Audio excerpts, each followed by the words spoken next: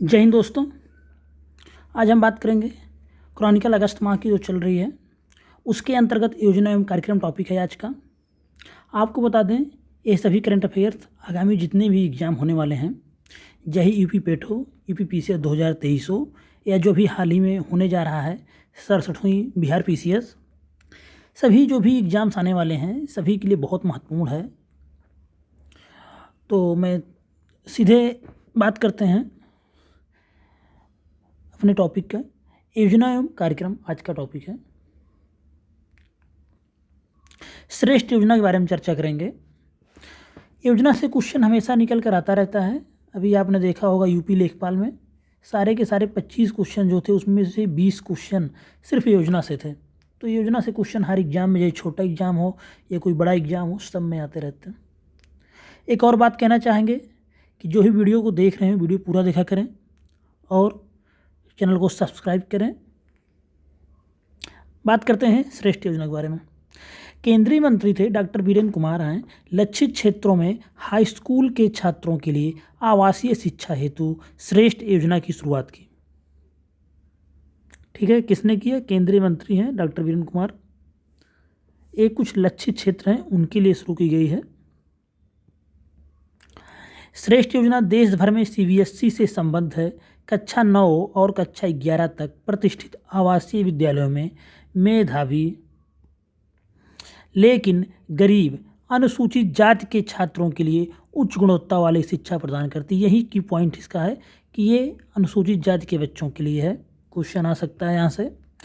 अनुसूचित जातियों की सामाजिक आर्थिक उन्नति और समग्र विकास हेतु अनुकूल वातावरण तैयार करने का भी प्रावधान करेगी। 2.5 लाख रुपए तक की वार्षिक आय वाले अनुसूचित जाति समुदाय के छात्र इस योजना के पात्र हैं। तो यहाँ से क्वेश्चन आ सकती है यूपीपीसीएस से लेकर सभी एग्जाम में 3 लाइन में आ सकता है कि ये संबंधित किससे है। श्रेष्ठ योजना अगर ऑब्जेक्टिव में आ रही तो ये शिक्षा से है, और फिर अनुसूचित जाति के छात्रों के लिए है, और 2.5 लाख रुपए स्कीम, 2.5 लाख रुपए जिनकी वार्षिक आय होगी उनके लिए स्कीम है। तो इसको ध्यान दे लेंगे अच्छे से। हाँ, पीडीएफ अगर इसको चाहिए तो टेलीग्राम चैनल पे आप वहाँ पे आपको पीडीएफ मिल जाएगी, लिंक डिस्क्रिप्शन बॉक्स में। आयुष्मान भारत डिजिटल मिशन के बारे में बात करेंगे।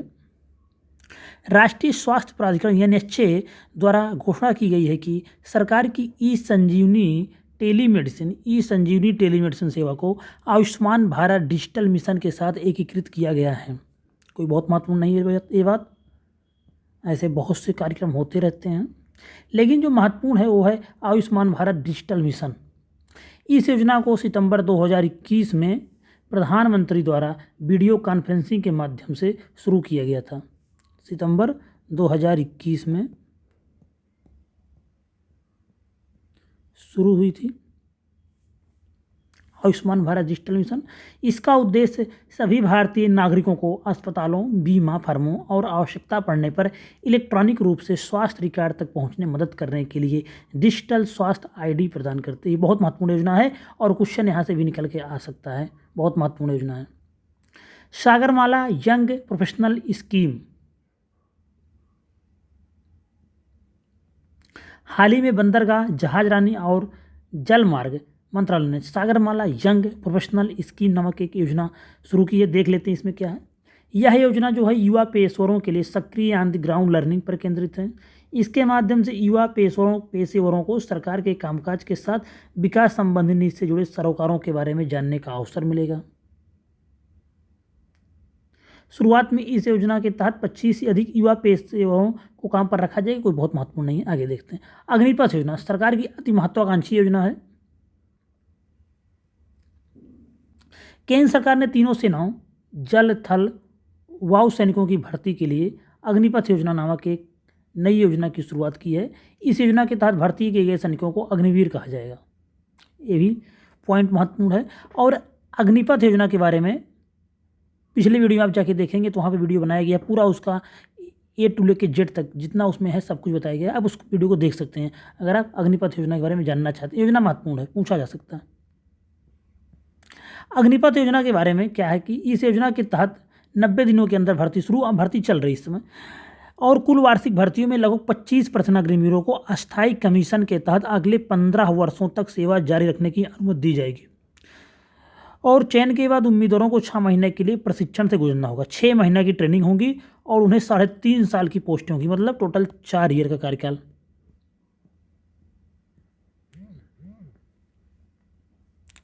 17.5 वर्ष से 21 वर्ष के पात्र होंगे। 30,000 स्टार्टिंग वेतन होगा, 40,000 रिटायर के समय वेतन रहेगा जब चौथा साल उनका रहेगा। अग्निवीरों को 4 साल के लिए 48 लाख रुपए का जीवन बीमा कवर भी दिया जाएगा। अगर उस 4 साल में अगर इनको कुछ हो जाता है तो 48 लाख का जीवन बीमा कवर रहेगा। योजना मेरे हिसाब से ठीक नहीं है, लेकिन ठीक है, जो भी गवर्नमेंट की योजना है, केंद्र सरकार की अति महत्वाकांक्षी योजना है, तो याद रखेंगे अग्निपथ योजना के बारे में। बात करेंगे प्रधानमंत्री मत्स्य संपदा योजना, बहुत महत्वपूर्ण योजना है प्रधानमंत्री मत्स्य संपदा योजना। केंद्रीय मत्स्य पालन, पशुपालन और डेयरी मंत्री पुरुषोत्तम रूपाला हैं। 7 जून 2022 को प्रधानमंत्री मत्स्य संपदा योजना प्रबंधन सूचना प्रणाली डैशबोर्ड का शुभारंभ किया। आय को दोगुना करने के बारे में बात कर रहे थे 2022 तक, उसी के अंतर्गत सब कुछ है। मेंस में लिखने वाला के लिए अच्छा पॉइंट है, बाकी कुछ नहीं है। आय को दोगुना करने के उद्देश्य से सितंबर 2020 में प्रधानमंत्री मत्स्य संपदा योजना शुरू की गई थी। तो प्रधानमंत्री मत्स्य संपदा योजना कब शुरू की गई, बहुत महत्वपूर्ण है, आ सकती है सितंबर 2020 में। और इसमें कुछ नहीं है, मेंस में लिखने लायक कुछ टॉपिक बातें हैं, बाकी सिर्फ डेट याद रखेंगे कि प्रधानमंत्री मत्स्य संपदा योजना कब शुरू की गई, सितंबर 2020 में। रेलवे के लिए स्टार्टअप पहल है, मैंने पहले काट दिया था, कुछ महत्वपूर्ण नहीं है। पीएम केयर्स फॉर चिल्ड्रन योजना, तो यह योजना भी महत्वपूर्ण है। इसी योजना के तहत पीएम मोदी द्वारा बुनियादी जरूरतों के लिए 4,000 रुपये प्रति माह, स्कूली शिक्षा के लिए वित्तीय सहायता, उच्च शिक्षा के लिए छात्रवृत्ति और 5 लाख रुपए तक का मुफ्त इलाज प्रदान किया जाएगा। किसको? जिन्होंने अपने माता पिता को खो दिया है कोरोना में।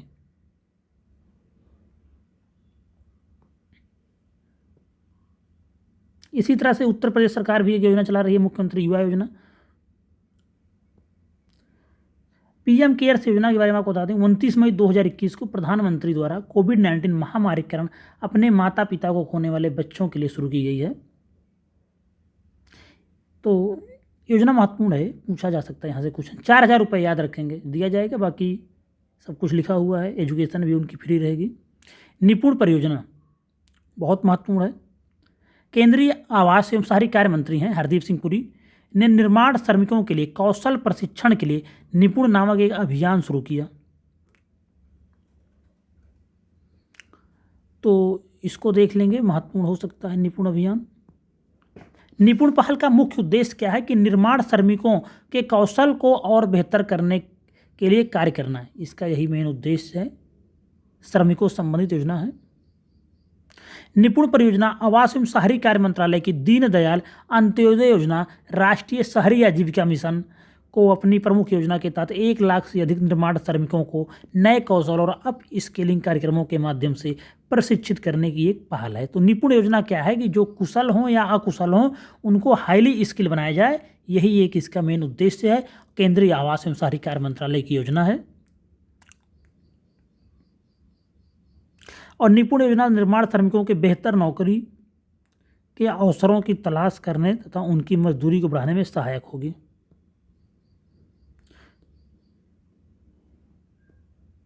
One nation one ration card योजना बहुत महत्वपूर्ण योजना, आईएमपी पहले से दिख रहा है, इंपॉर्टेंट है ये योजना, इंपॉर्टेंट निपुण योजना भी है।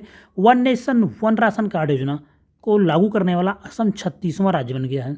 इसके साथ ही देश भर में खाद्य सुरक्षा को पोर्टेबल बनाने वाले सभी 36 राज्यों और केंद्र शासित प्रदेशों में one nation one ration card योजना को सफलतापूर्वक लागू कर दिया गया है।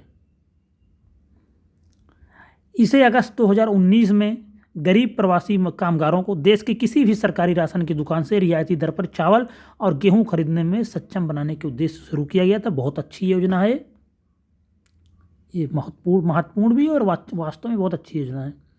इस योजना का उद्देश्य प्रवासी कामगारों और उनके परिवार के सदस्यों को देश में कहीं भी अपनी पसंद की किसी भी उचित मूल्य की दुकान से अपने हकदार सब्सिडी वाले खाद्यान्न को निर्बाध रूप से प्राप्त करने में सक्षम। जैसे कि गांव में कोटा पे आप ले सकते हैं सब्सिडी में, तो अगर आप गांव से बाहर चले गए हैं तो वहाँ तो आपके लिए पहले कोटा सिस्टम था नहीं, क्योंकि आप तो वहाँ के भाई स्थानीय लोगों के लिए कोटा होता था।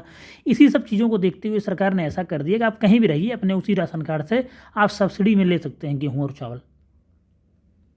13 भाषाओं में उपलब्ध है। पूछा जा सकता है, 2-3 लाइनें पूछा जाएगा तो कितनी भाषाओं में है, तो 16 भाषा कर देगा तो ये गलत हो जाएगी लाइन, स्टेटमेंट गलत हो जाएगा। तो स्टेटमेंट के लिए याद रखेंगे 13 भाषाओं में। पीएमई विद्या योजना सबसे महत्वपूर्ण स्कीम है पूरी स्कीम में आज की। शिक्षा मंत्रालय के तहत पहली बात तो है केंद्रीय शिक्षा शैक्षिक प्रौद्योगिकी संस्थान को 2021 के लिए आईसीटी के उपयोग के लिए यूनेस्को के किंग हमद बिन ईसा अल खलीफा पुरस्कार से सम्मानित किया गया। ये पुरस्कार भी बहुत महत्वपूर्ण है।